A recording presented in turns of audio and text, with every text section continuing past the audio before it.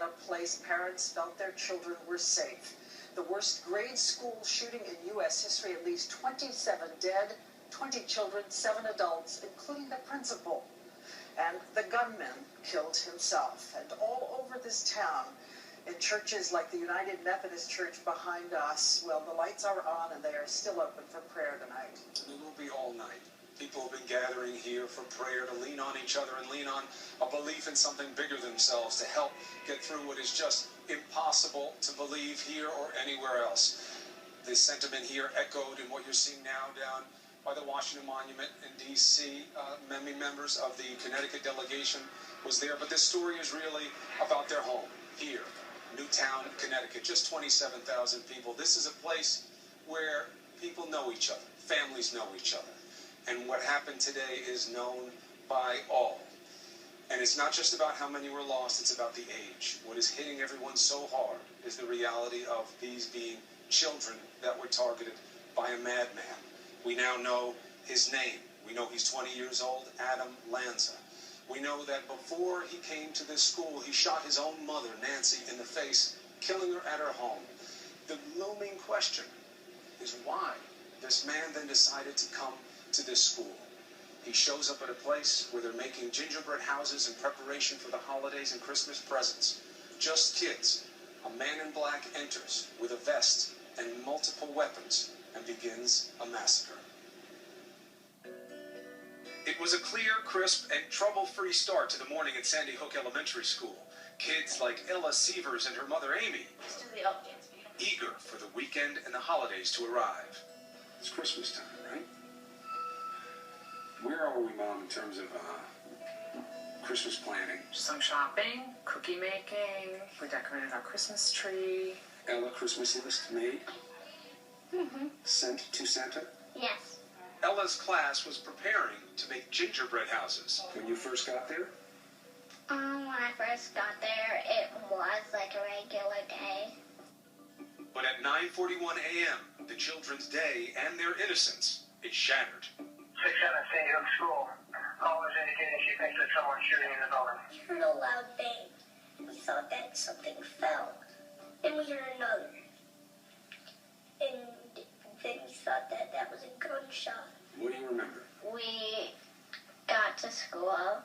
We did everything we needed to, and then we heard all this racket. Then we heard them say, "Go in your cubbies." We thought we had to go because something bad was happening. What did the teacher do then? She read us some books, and we talked about things, and they played little games in there. And while that was going on, your teacher was reading you books and keeping you calm? Yeah.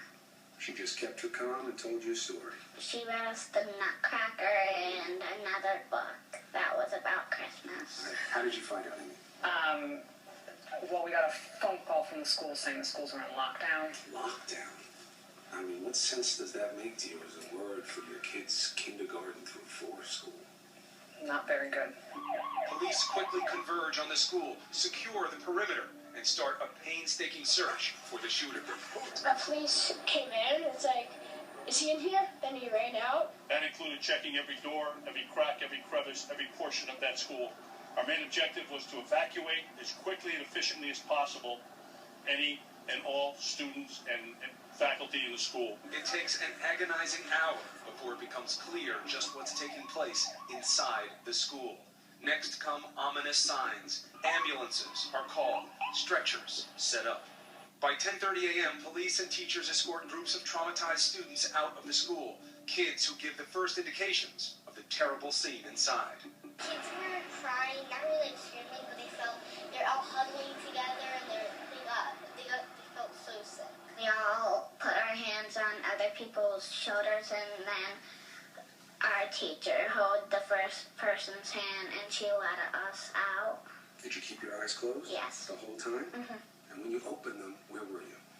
We were walking down to the fire station. The children are taken to the fire department where frantic parents swarm, desperate to find out if their kids are safe. It was terrifying. I'm still terrified. I think I'm still in shock about it all. I still don't know everything that happens. You're rushing over here, and you can't get to where you need to go, and you have to park down here and walk. When a son or daughter is found, the relief is immense. I was so happy. I just hugged her. What goes through your mind when you see her? Oh my God, this is the best day of my life, the worst day of my life, just gratefulness. Gratefulness. I mean, the tears come to your eyes immediately when you know that your child's okay. But too many families aren't as lucky. Minutes drag by, no answers on what's going on inside the school. As news trickles out, the worst becomes obvious. Not all of the reunions between parent and child will be happy ones. Okay, the units in the school, I got bodies here. By 11 a.m., police give the first indications that there are multiple fatalities inside. By 11:50 a.m., they announce most of the fatalities are children. It is almost unimaginable. 27 dead, 20 children. News of the second worst shooting in U.S. history smothers the country. I know there's not a parent in America who doesn't feel the same overwhelming grief that I do. The majority of those who died today were children. Beautiful little kids between the ages of 5 and 10 years old.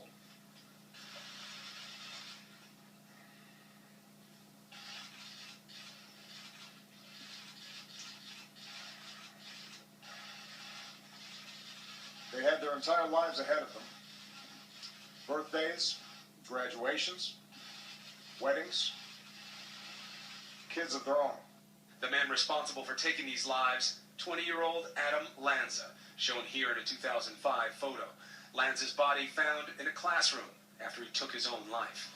He was armed for war, say authorities, wearing a bulletproof vest and carrying 2 semi-automatic handguns. A semi-automatic rifle was found in his car. Authorities had originally confused him with his older brother Ryan because he was carrying his brother's ID. Lanza had apparently shot his own mother in the face before doing what we still can't understand, heading to the school.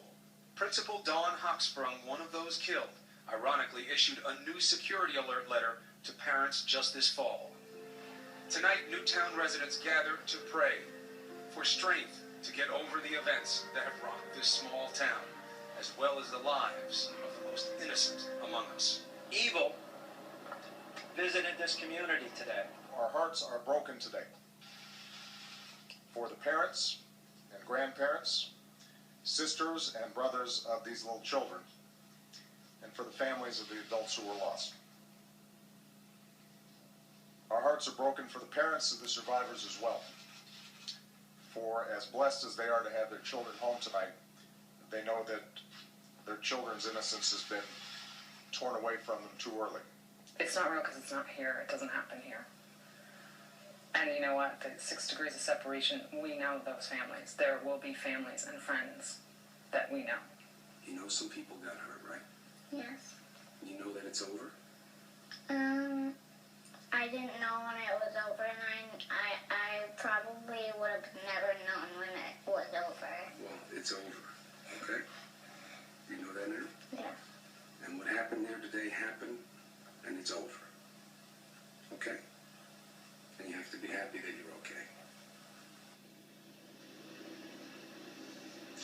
Now, of course, for the Sievers, so much of why they wanted to come forward is because they feel for the families who are not as lucky as they were to get Ella to come home.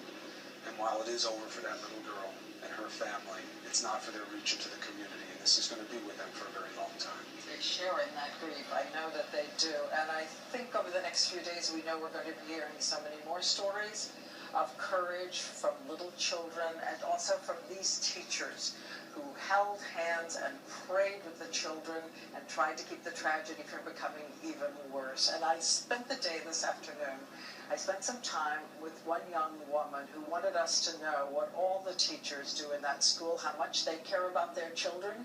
As she told her story, she is first grade teacher, Caitlin Roig, who's taught at Sandy Hook for 6 years, and she suppressed her own fear to make sure her students believed that they were going to have a Christmas, they were going to have a Hanukkah, and they would come through this together. It was 9:35 in the morning when 29-year-old Caitlin Roig began her morning class. When it happened, it was during our morning meeting, and literally right in the middle of that was when it started. What started? What did you hear? The shooting. in the first classroom. And did you know it was shooting? I knew it was shooting immediately. It was just repetitive sounds? Yes, it sounded like the type of gun that just shoots over and over and over again. And so I heard that, and I knew immediately that something was obviously very wrong. And I got up and I closed our door. It wasn't locked, but I closed it. And I just told all of our students that we had to get in the bathroom. It was all I could think of. I knew we had to be hidden. And how many children? I have 16 students. One was absent today, so 15. 15 frightened first graders. One cramped place to hide. And so you got them in the bathroom? It's probably 3 feet by 2 feet. It's very small. I picked some of them up and put them on top of the toilet. I put one of my students on top of the toilet. I just knew we had to get in there. And are you layered on top of each other? We were all very, very close. Did they cry? No, if they started crying, I would take their face and say, "It's gonna be okay. Show me your smile." I really tried to and one of my students was, would say things like, "I know karate, so it's okay. I'll lead the way out." Really trying to be courageous and try to take over, and so obviously I said, "Okay, well, we really need to stay here right now. We just need to be calm and still and quiet." So even in the first grade, they knew. We were right there. We're the first room, so we heard it so clearly. They knew something was obviously very wrong. Many members of the emergency service units from this town and surrounding towns.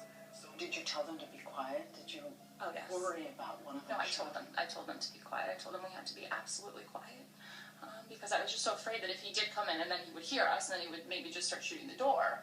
So I said, no, we just have to be absolutely quiet. And I said, there are bad guys out there now. We need to wait for the good guys. As their teacher, I'm their protector. I'm the one who's always there to help them. Usually with schoolwork. So for me to have to listen to them say things like, I just want to go home and have Christmas, and, I was just trying to tell them, you will, we're going to be okay, but we have to be positive, we have to think positive. They really said to you, we want to go home for Christmas. Oh, yeah. Yeah. Mm-hmm. Yeah. Or I just want to hug my mom, or just, things like that were just heartbreaking, and in my mind, because you're hearing, I've never been a part of something, obviously, anywhere near this traumatic. And so I'm hearing the gunfire in the hallway, and I'm thinking in my mind, I'm the first classroom. Why isn't he coming? I'm thinking, we're next. And, and in my mind, I'm thinking, as a 6-year-old, 7-year-old, what are your thoughts? What are your, and I'm thinking that I have to almost be their parent. I have to tell them, so I said to them, I need you to know that I love you all very much, and that it's going to be okay, because I thought that was the last thing they were ever going to hear. I thought we were all going to die. And I don't know if that's okay, teachers, and, but I wanted them to know someone loved them, and I wanted that to be one of the last things they heard. Not the gunfire in the hallway. It's so horrible. So horrible. I just wanted my kids and me to live. That's all. I'm not a hero. I was just thinking, where can we go? And it happened to be the bathroom, I wanted us to be okay. And I'm so saddened that there are people who in this situation are not okay.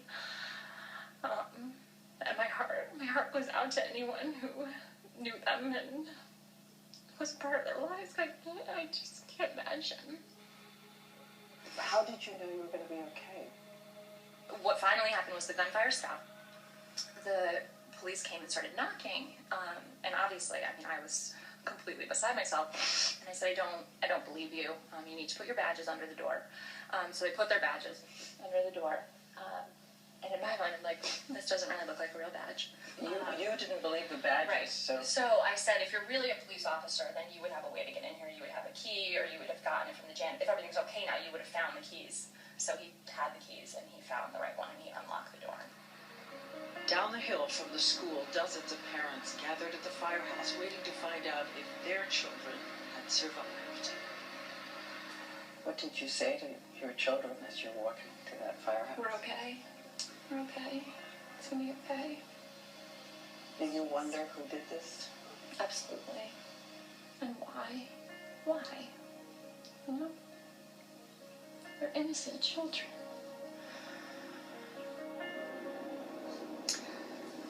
And again, Chris, she wanted to say that she knows every single teacher in that school was doing what she was doing for the children that they love. And yet, she raises the question at the end, why? why did this teacher have to be put in this position? Why did these kids have to be put in this position? And of course, it brings us to the person in this story who deserves attention the least in many ways, the gunman, Adam Lanza. And yet, we do look to who he is. We do try to understand why this happened. Hopefully, it will be a window into some type of understanding of how to not make this happen again.